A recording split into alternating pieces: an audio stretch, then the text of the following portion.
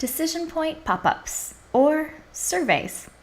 So here I am under Style Settings, and I'm going to go ahead and choose maybe this time delayed pop-up, but what I want to do is choose this simple choice template here.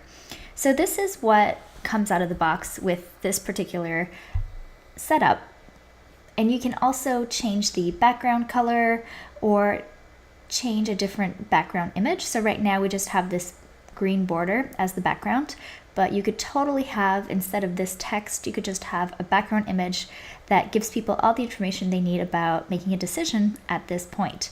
You can also change this heading area, you can obviously change the box size, and do all the same kind of customization. The cool thing about this actual plugin is that you have two decision points here. So you could totally change this text if you want to say, yes ma'am, or something like that. And you can also move and resize the box. So if you didn't want it to be as tall, you could go ahead and change that as well. And you can also change the color of this box. So if you want people to click on this, then you might make it green, for example, if that was something that you felt you really wanted people to click on to open the next pop-up, for example.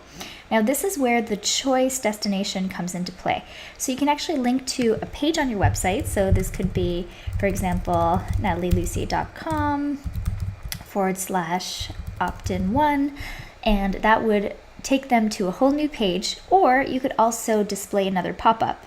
So if you want to do that, all you have to do is put the pop-up ID, and you can see pop-up IDs right here at the top beside the name of the pop-up that you have. So in this case, if I wanted to do pop-up ID number 4, then when people click on that, this pop-up will close and pop-up ID number 4 will open instead. If you don't want to link to something, then you could do -1, and when you do a -1, it'll just close the pop-up. So we're actually going to do that for the no thanks option.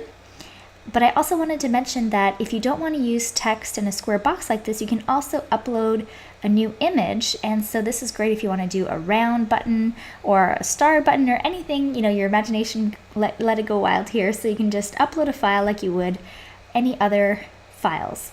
So in this example here, this is an image. So we're going to remove this image and also put some text. So no thanks, great. And when they click no thanks, I really want them to close the pop-up. So I'll go ahead and put -1 in that option there. And let's go ahead and hit save. All right, so our time delayed pop-up worked here. So if I click no thanks, it's going to close. And if I click yes ma'am, as you can see, this is pop-up number 4. Obviously it says scroll triggered, but in this case, it just linked up to the other pop-up. So that is really useful if you want to do quick surveys, or if you want to make sure that people do want your opt-in before you get them to opt in. You could actually have 2 different pop-up boxes. So if somebody wanted something about topic A or topic B, that would be one way to do that in a very polite and awesome way.